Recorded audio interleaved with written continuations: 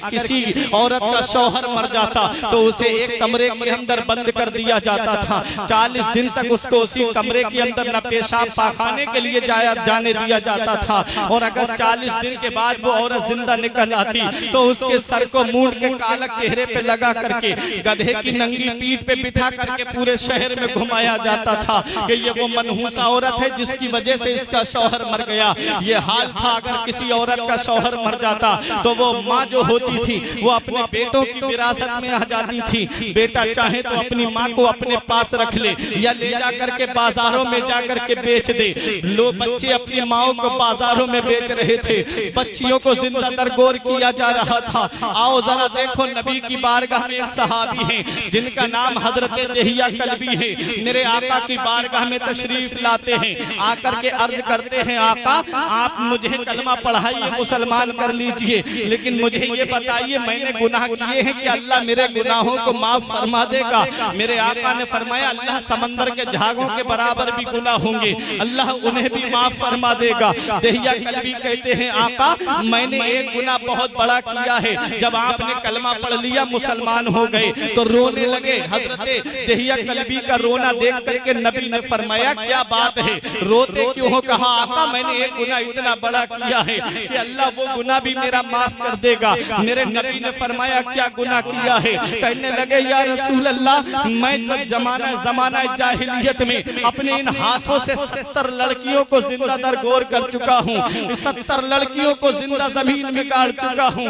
या रसूल अल्लाह क्या अल्लाह मेरे इस गुनाह को माफ कर देगा? मेरे आका की आंखों में आंसू आ गए। जिब्राइल अलैहिस्सलाम हाजिर होते हैं, अर्ज करते हैं आका अल्लाह आपको सलाम कहता है। अल्लाह इरशाद फरमाता है जब दहिया कल्बी ने एक मर्तबा कलमा तैयब पढ़ा था तो अल्लाह ने उनके 70 लड़कियों के जिंदा दफन करने के गुनाह को माफ कर दिया था।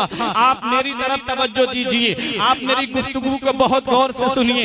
नबी की जिंदगी हमारे लिए कैसे नमूना अमल है, जरा मेरी तरफ मुतवज्जे होइए। मैं आपको बताना चाहता हूँ मेरे नबी ने फरमाया अल्लाह ने तुम्हारे इस गुनाह को भी माफ कर दिया। दहिया कल्बी फिर रोने लगे, कहने लगे आका एक गुनाह और मुझसे हुआ है, क्या वो गुनाह भी अल्लाह मेरा माफ कर देगा? फरमाया गुनाह क्या है? कहने लगे आका मेरी बीबी हामिला थी, मेरी बीबी उम्मीद से थी, मैं तिजारत के लिए चला गया। मेरे आका जब मैं बाहर चला गया कई साल के बाद वापस आया, लेकिन बीबी से ये कह के गया था कि अगर लड़का पैदा हो तो मोहल्ले में मिठाइयाँ बांटना, अगर बेटा पैदा हो तो दावत करके सबको खिलाना, और अगर बेटी पैदा हो तो उसका गला दबा करके मार देना। बोले आका मैं जब कई साल के बाद वापस आया मैंने अपने घर का दरवाजा खटखटाया, मेरे दरवाजे को एक फूल सी बच्ची ने दरवाजा खोला। मैंने पूछा तू कौन है? उसने कहा मैं इस घर की मालिक की बेटी हूँ। कहा आप कौन हैं? कहा मैं इस घर का मालिक हूँ। कहते हैं आका वो बच्ची मेरे कदमों से लिपट गई और मेरे कदमों को पकड़ के कहती थी अब्बा आप कहाँ चले गए थे? क्या आपको अपनी बेटी की याद नहीं आई? मैं कब से आपको अम्मी से पूछती थी कि अब्बा कब आएंगे, तो अम्मी कहती थी बेटी बाहर गए हैं बहुत जल्द आ जाएंगे। अब्बा बहुत देर कर दी आपने आते आते, मैं आपका कब से इंतजार कर रही थी। दहिया कल्बी कहते हैं मैं अपनी बेटी को अपनी बीबी के पास ले गया। मैंने कहा ये किसकी बेटी है? तो दहिया कल्बी की बीबी ने कहा ये तुम्हारी बेटी है। कहा तूने मेरी नसीहत याद नहीं रखी? मैंने कहा था अगर लड़का पैदा हो तो मोहल्ले में मिठाइयाँ बांटना, और अगर लड़की पैदा हो तो गला दबा करके मार देना। वो कहती है मेरे शौहर जब मैंने बेटी को जन्म दिया था तो मेरे दिल में ये ख्याल आया था कि गला दबा करके मार दूं, क्योंकि मेरे शौहर ने कहा है। लेकिन जब मेरा हाथ इसके गले की तरफ बढ़ा तो मेरे ज़मीर ने मुझसे झंझोड़ के कहा था अगर आज तूने अपनी बेटी का गला दबा दिया तो कयामत तक बच्चियों का भरोसा माँ की ममता से उठ जाएगा। कोई भी बेटी अपनी माँ की ममता पे भरोसा नहीं करेगी। कहा मैंने इसलिए अपनी बेटी का गला नहीं दबाया। दहिया कल्बी कहते हैं मैं ये सुन करके आग बगोला हो गया। मैंने अपनी बच्ची के सर के बालों को पकड़ा और हाथ में कुदाल लेकर के जंगल की तरफ चलने लगा। मेरी बीवी ने मेरे पैर पकड़े, मत ले जा मेरी लाडली शहजादी को। मेरी बीबी ने कहा मत ले जा मेरी शहजादी को। मैंने धक्का दिया, बीबी दूर जाकर के गिरी। आका मैं बेटी को जंगल की तरफ लेके जा रहा था, आंखों से आंसू निकल रहे हैं। कहते हैं आका मैंने बेटी से, मेरी बेटी ने मुझसे पूछा आप कहाँ जा रहे हैं? मैंने कहा बेटी बस थोड़ी दूर मंजिल और रह गई है। आका मैं जल्दबाजी में अपनी चप्पल भी पहनना याद नहीं रख पाया।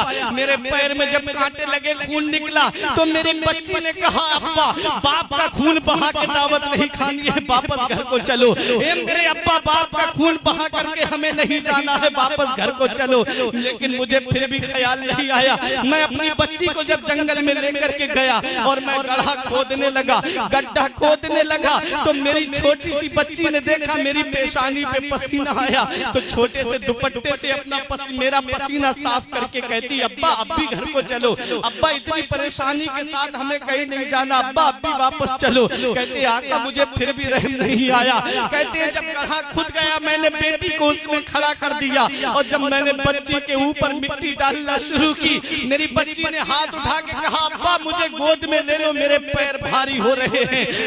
मुझे फिर भी रहम नहीं आया। जब मेरी बेटी के मिट्टी कमर तक पहुंची, मेरी बेटी ने कहा अब्बा मुझे मेरी कमर भारी हो रही है, मुझे गोद में ले लो, अब्बा दर्द से पिंडलियां फटी जा रही है, गोद में ले लो। आका मुझे फिर भी रहम नहीं आया। जब मेरी बेटी के गले तक मिट्टी पहुंची और जब मेरी बेटी ने देखा कि आज उसका बाप जालिम हो चुका है, मेरी बेटी ने आसमान की तरफ नजर उठा के कहा मौला जहां सारे दरवाजे बंद हो जाते हैं वहां तेरी रहमत का दरवाजा खुला होता है। ऐ मेरे परवरदिगार कब तक बच्चियों को जिंदा दरगोर किया जाता रहेगा, कब तक बेटियों को जिंदा दफन किया जाता रहेगा? ऐ मेरे परवरदिगार मैंने अपने घर में सुना था तेरा महबूब आएगा जो सारे जहान के लिए रहमत बन के आएगा। मौला तेरा महबूब कब आएगा? मौला तेरा पैगंबर कब आएगा? आज बेटी पढ़ाओ बेटी बचाओ का नारा लगाने वालों इसी हिंदुस्तान की सरजमीन पे देखो, इसी गंगा नदी के किनारे पर, इसी गंगा नदी के किनारे पर जब किसी की चिता जलती थी, किसी का शौहर मर जाता था तो उसकी बीवी को भी उसी चिता पे जला दिया जाता था, उसकी चिता पे जिंदा जला दिया जाता था। वो बेटी कहती थी मेरे बाप मेरा शौहर मर गया, इसमें मेरा क्या कसूर है? ए मेरे भाई मेरा शौहर चला गया, इसमें मेरी क्या गलती है? मुझे चिता पे जिंदा क्यों जलाया जा रहा है? तो बाप कहता था ए मेरी बेटी मैं रिवाज से जंग नहीं लड़ सकता, यही रस्म चली आ रही है, यही रिवाज चला आ रहा है। अगर किसी का जवान शौहर मरता है तो उसे भी चिता पे जिंदा जला दिया जाता है। आज अगर भाई कहता है बहन मैं रस्म रिवाज से लड़ाई नहीं ले सकता, इधर हिंदुस्तान में बेवाओं को चिताओं पे जिंदा जलाया जा रहा है, उधर मक्के की सरजमीन पर बेटियों को जिंदा दरगोर किया जा रहा है। ये सारी दर्द भरी आवाजें आसमान के पर्दे से जाके टकरा गई और ये आवाजें पुकार के कह रही थी मौला कब तक बेवाओं को चिताओं पे जलाया जाता रहेगा, कब तक बेवाओं की जिंदगियों से खिलवाड़ होता रहेगा? बच्चियां पुकार के कह रही थी मौला कब तक बच्चियों को जिंदा दरगोर किया जाता रहेगा? तो ठीक 12 रबीउल नूर को ऐन खाना काबा के सामने अब्दुल मुत्तलिब के घर से हजरत आमिना की गोद से सुबह सादिक के वक्त में एक आवाज बुलंद होती है, दफन होने वाली बच्चियों अब परेशान मत हो, चिताओं पे जलने वाली बेवाओं अब परेशान मत हो, तुम्हें बचाने के लिए मोहम्मद रसूलुल्लाह आ गए।